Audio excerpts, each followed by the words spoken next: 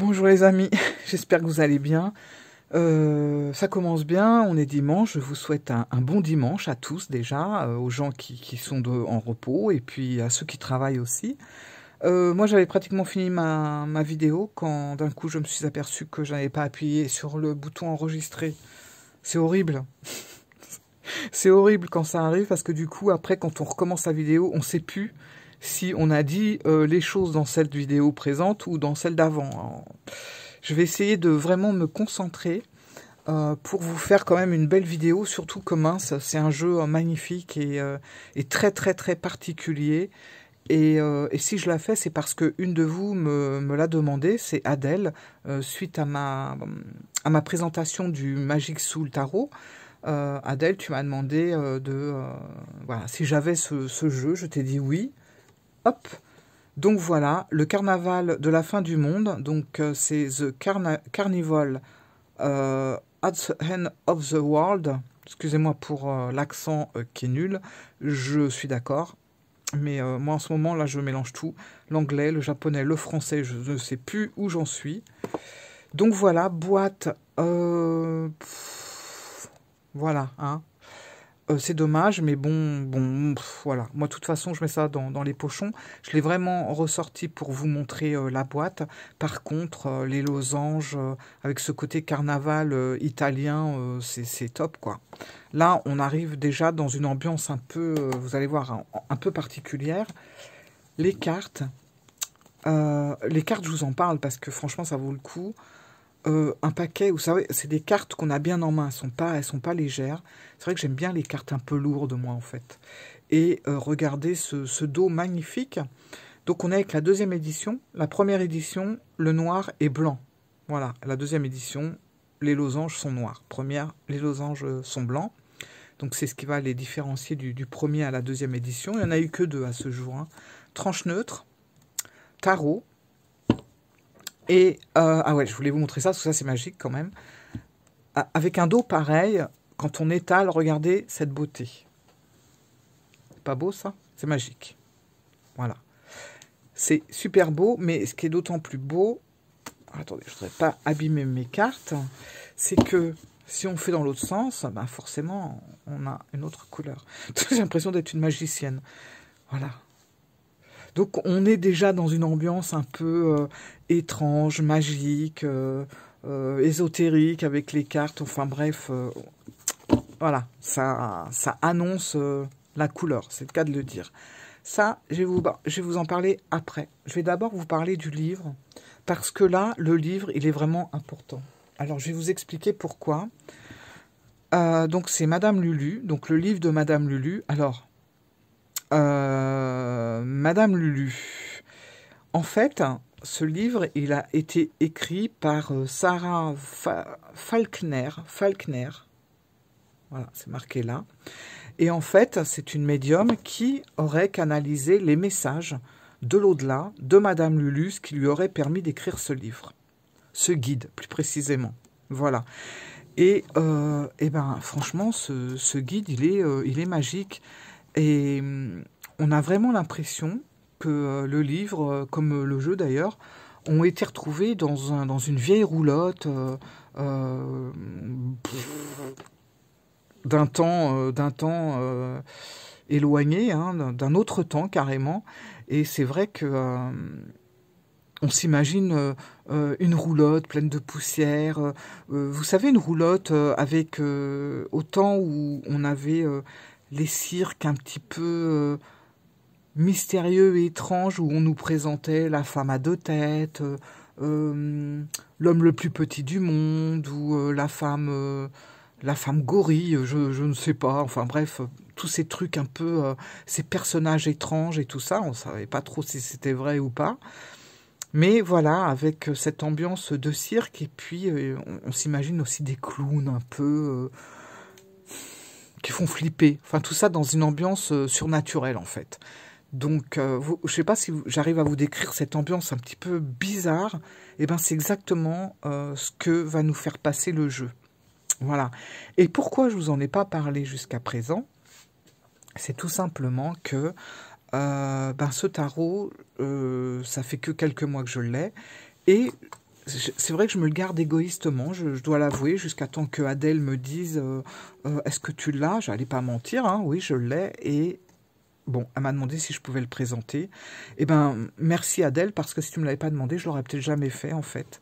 Et c'est vrai que je le gardais un petit peu égoïstement pour moi, et d'une façon, je l'utilise d'une façon assez particulière, dans le sens où je sens que je n'ai pas encore toutes les énergies, où j'ai pas encore capté toutes les énergies des cartes pour faire un tirage classique de tarot. Donc, qu'est-ce que je fais? Mais apparemment, je suis pas la seule à faire comme ça, c'est que je vais tirer une carte. Voilà, par exemple. Oh, j'adore, en plus, c'est une de mes préférées. C'est le 3 de bâton. Non seulement le 3 de bâton, vous le savez, hein, le 3 et le 2 dans un tarot, ce sont mes cartes préférées. Mais en plus de ça, ce 3 de bâton, je vous invite à aller voir le petit film que j'ai posté dans l'onglet communauté, justement, un petit film qui a été réalisé par les artistes du jeu. Je vous invite vraiment à aller voir ce petit film d'1 minute 30 ou quelque chose comme ça, où on voit justement ce personnage, tout est en action. Voilà. Qu'est-ce que je voulais vous dire par rapport à ça? Ah oui, voilà, comment je fonctionnais avec ce jeu. Donc, je tire une carte, et ce que je fais, je vais rechercher la carte dans le livre, et en fait, je vais lire ce qu'il y a noté. Ce que Sarah Fackner a canalisé de Madame Lulu dans le livre. Et en fait, c'est des messages vraiment de divination par rapport à la carte tirée. Donc c'est comme si je faisais un combo de la divination par le jeu de cartes à la divination par le livre. Alors je sais plus. Est-ce qu'on appelle ça bibliomancie? Vous me direz, parce que je ne suis pas sûre du nom. Mais voilà, c'est cartomancie, bibliomancie que je vais vraiment mettre ensemble. Et ça va me permettre déjà d'apprendre à mieux connaître les cartes. Et puis surtout, le livre permet aussi à mettre en mouvement et en vie les personnages. Parce qu'il y a des personnages sur toutes les cartes. Voilà. Et ça va les mettre en vie, justement. Et c'est pour ça que ce livre, il est vraiment très très utile, car ça met vraiment, ça intègre vraiment un cadre, un processus divinatoire entre les deux. Voilà. Je ne sais pas comment vous expliquer ça, mais il y a cette ambiance. C'est vraiment particulier. Je crois que j'ai pas de jeu comme ça. Il est vraiment assez unique. Franchement, si vous êtes collectionneur et que vous l'avez pas, je vous le recommande, mais à 200%, parce qu'il est unique en son genre, ce jeu, franchement.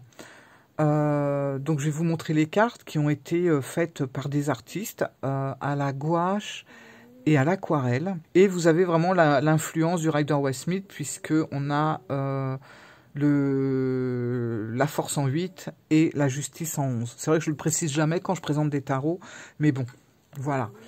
Voilà, donc c'est vraiment un tarot unique. Et c'est pour ça que j'aime bien, vraiment les comboter le livre et le tarot. C'est magique, tout simplement magique. En plus, je ne vous ai pas montré, mais alors pour les mineurs, voilà, on n'a pas grand-chose. Hein. Alors, c'est vrai que c'est en anglais, mais honnêtement, franchement, même si vous ne parlez pas anglais, je vous conseille de le prendre parce que, bon, vous voyez, il n'y a pas grand-chose à traduire. Puis maintenant, on a des outils de traduction super rapide. Alors après, pour ce qui est les majeurs, c'est un petit peu plus long. Mais regardez en plus la façon que tout a été noté. C'est assez particulier en fait. Regardez. C'est pas qu'on est dans un grimoire, c'est pas du tout ça. Mais on est dans un livre magique, mystique. Voilà, je ne sais pas trop comment dire, mais en tout cas, je vous conseille vraiment de prendre le livre avec le jeu. Alors, on va commencer à regarder ce magnifique ouvrage, ces magnifiques cartes. Alors, je suis consciente que ce ne sont pas c'est pas un jeu qui va plaire à tout le monde. Vous allez voir par rapport au dessin, par rapport au fait que ça soit tout en anglais. Donc ça, j'en suis bien consciente et je le comprendrai tout à fait. Mais bon. c'est quand même quelque chose, c'est quand même un jeu assez fabuleux, quoi. Donc, bon, le 3 de bâton, avec ce personnage qui s'anime dans la vidéo. Reine de coupe. Pour les majeurs et pour les suites, on a les noms. Pour... non, attendez, je vous dis des bêtises. Pour les majeurs et les cartes de cours, on a les noms. Voilà.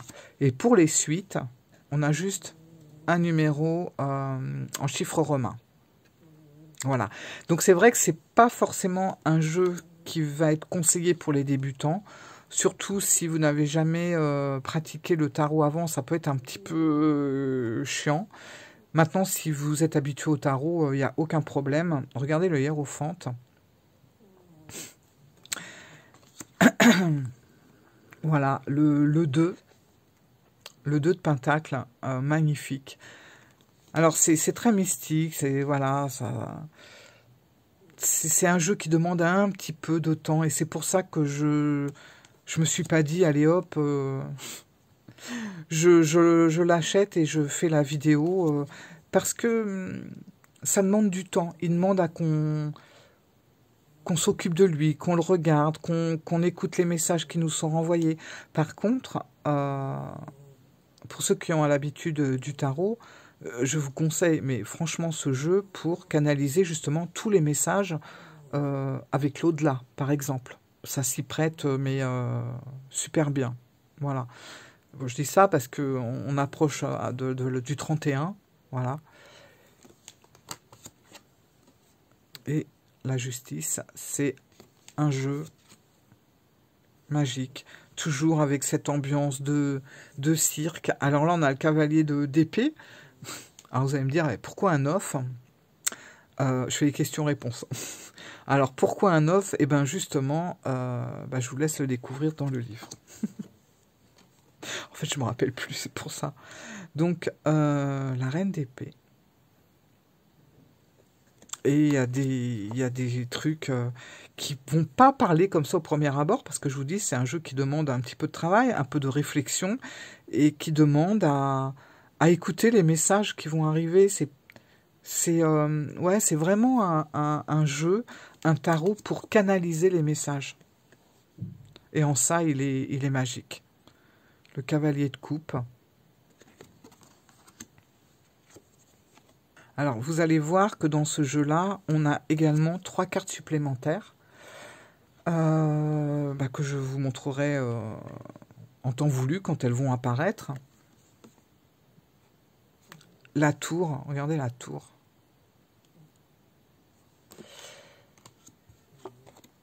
Hop. La mort.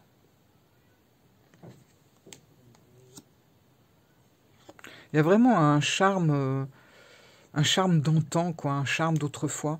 Donc, on a l'ermite. Donc, l'ermite, on le voit apparaître, il me semble, dans le petit film que les artistes ont créé.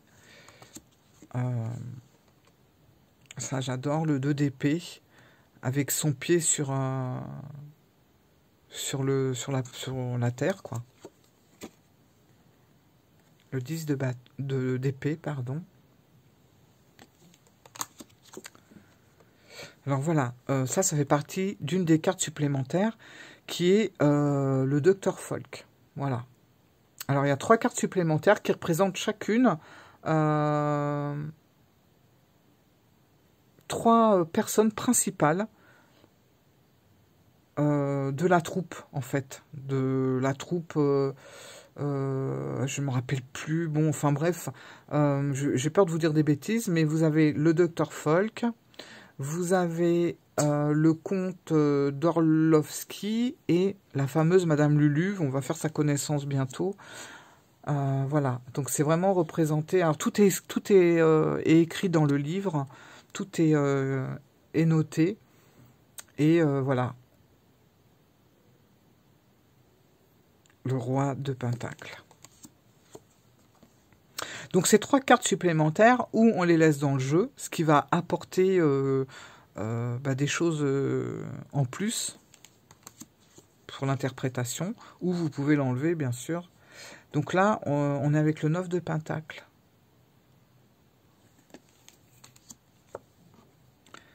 C'est un jeu étrange, hein. Un jeu vraiment très très particulier. Moi, regardez, regardez-moi ce 8 de coupe. Ça va pas parler au premier abord comme ça, mais franchement, je vous assure, il faut se laisser embarquer quoi dans ce monde complètement imaginaire et même inquiétant,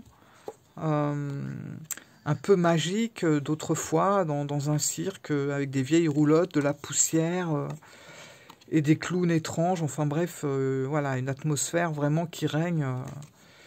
Comme on peut voir, je sais plus dans quelle série on avait ce genre de choses,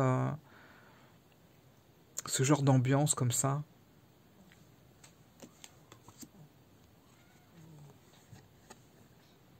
Donc voilà, c'est tout ça, c'est des n'importe quoi. Tout ça, c'est des croquis qui ont été créés par des artistes.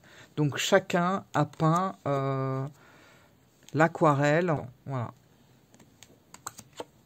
C'est vraiment l'as de Pentacle.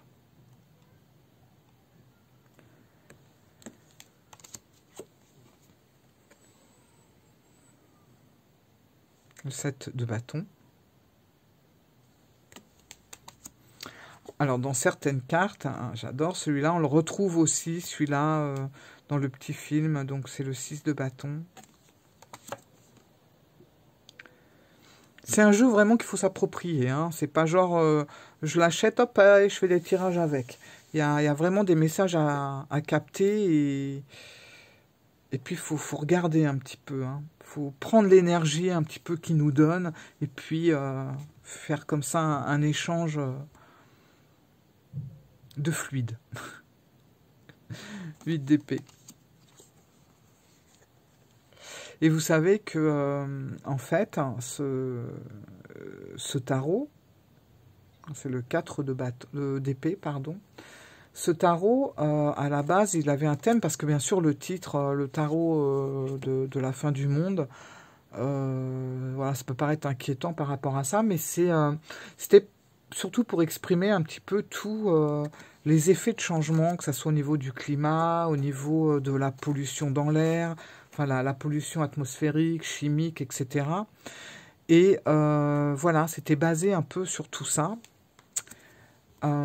Et du coup, ben, tout plein d'artistes se sont réunis pour faire ce tarot un peu lourd quand même, hein, par rapport à l'ambiance et rien qu'à son titre. Bon. Le 7 d'épée.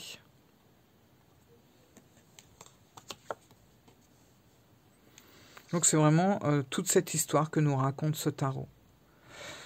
Pour moi, c'est un tarot complètement à part. Voilà, si on est collectionneur, regardez le 3 d'épée. Voilà, ça change, hein, on n'est pas avec le cœur transpercé. Le 10 de coupe.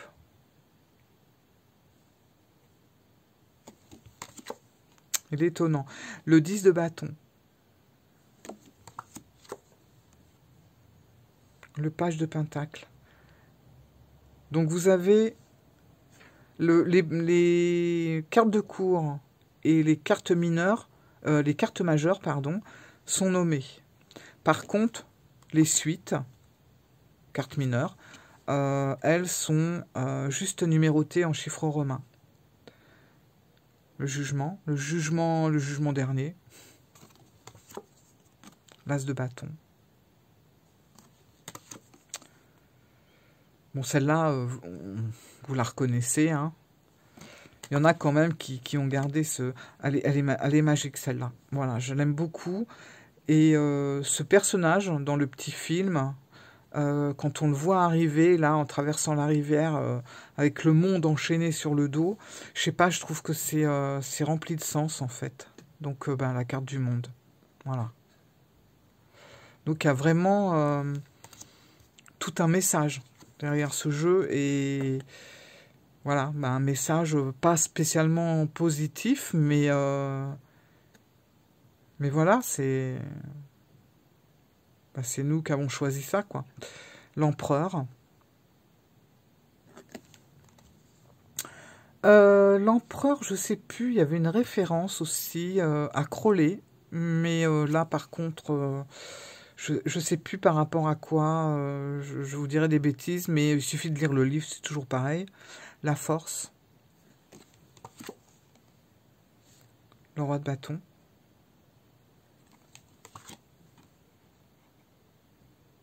l'as de coupe, je vais accélérer un peu, l'étoile. Et c'est dommage qu'on voit pas qu'on ne puisse pas voir la tempérance. Ce jeu, plus souvent, franchement, on n'en parle pas beaucoup.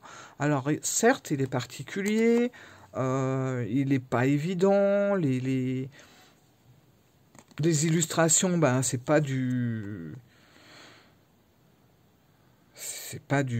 voilà, c'est pas du moderne, comme on a l'habitude de voir, ou de l'intelligence artificielle, on est bien d'accord, hein. Mais justement, des jeux comme ça se perd. Ça a été fait, voilà, manuellement, quoi. Donc, il y a une âme dans ce jeu, qu'il n'y a pas forcément dans d'autres. En tout cas, c'est pas la même. Le chariot, le fou, magique, le fou. Il est magique. Moi, je le vois vivant, en fait, toujours par rapport à cette vidéo, où on le voit arriver. Ce petit film, il est étonnant. On voit le monde qui arrive, enfin cet homme qui porte le monde sur le dos, ce monde enchaîné d'un côté, et puis on voit le fou qui, lui, arrive de l'autre. Donc c'est vraiment les deux extrêmes qui vont se rencontrer. Ah, c'est vraiment... j'en ai des frissons, tiens. C'est vraiment bien fait. Donc 9 de bâton. Ça, c'est justement le conte Ortosky. Voilà. Ça fait partie de la deuxième carte. Le pendu. J'espère que je vous ai pas passé Madame Lulu en parlant. Les amoureux. Le magicien. Regardez. La grande prêtresse. Le 2 de bâton. Avec cet arlequin qui monte dans l'arbre. Le 7 de coupe. Le 5 de coupe. Un peu inquiétante celle-là. Le soleil. L'as d'épée. La reine de pentacle. On reconnaît bien son style. Le déluge. Ça fait partie de la carte supplémentaire. Le 5. 5 de pentacle. Le 4. Le 3. Le 8 de bâton. J'espère que vous voyez bien. Le 6 de pentacle. Le 5 d'épée, avec le petit raton laveur ici. Vous avez des petits détails hein, quand même. Hein. J'adore cette carte, qui est le 7 de pentacle. Et le diable. Alors, où c'est que j'ai foutu Madame Lulu? Attendez, je regarde. Parce qu'elle est quand même hyper importante, que ça soit dans le livre, que ça soit pour le livre ou pour le jeu. Elle est importante. Je vais pas tout vous dévoiler. Il y a des petites choses, je sais très bien par rapport à Madame Lulu, mais voilà, il y a des choses quand on présente des jeux qu'il faut pas spécialement dévoiler. Il faut laisser aussi les gens qui achètent le jeu une petite part de surprise. Sinon, c'est... Enfin, moi, je sais que j'aimerais pas tout savoir non plus. Hein. Et ça, c'est important de l'apprendre par soi-même. Bon, Lulu, t'es où ? Oh, ce monde.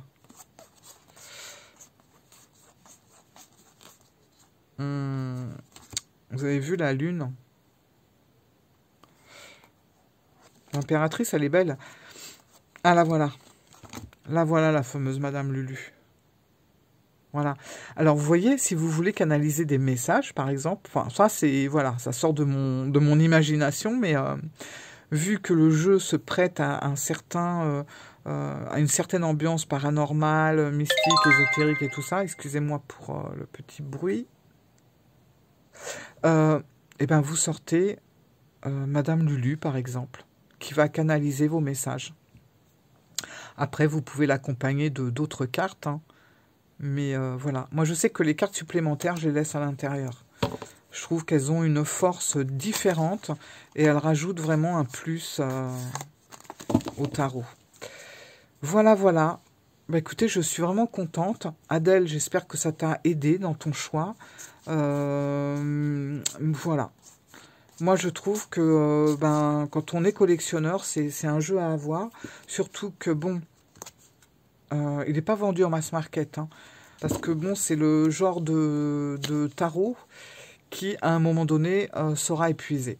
Voilà. Alors, est-ce qu'il y aura une troisième édition? J'en sais rien. Est-ce que les artistes passeront à autre chose? Je ne peux pas vous dire. Mais en tout cas, si vous désirez avoir quand même ce tarot très particulier, je vous conseille vraiment de l'acquérir si vous aimez ce style. Voilà. Moi, je regrette vraiment pas ce tarot. Il me parle beaucoup à sa façon et différemment des autres, mais voilà. Voilà mes amis, bah, écoutez, j'espère que cette revue présentation vous a plu, que je vous ai pas trop saoulé dès le matin. Ça me fait plaisir, franchement, de vous l'avoir présenté. Hop, et vous savez quoi? Eh ben lui, il vient avec moi. Dans mon sac à cartes quand je vais partir, je l'emmène. Parce qu'il fait quand même partie de mon top 5. Je vous ai pas encore présenté mon top 5, mais bon, je pense que si vous cherchez bien, vous allez tout de suite deviner.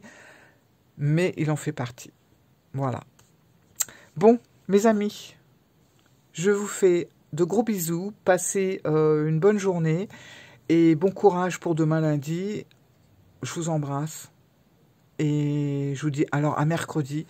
Mercredi, ne loupez pas la vidéo de mercredi.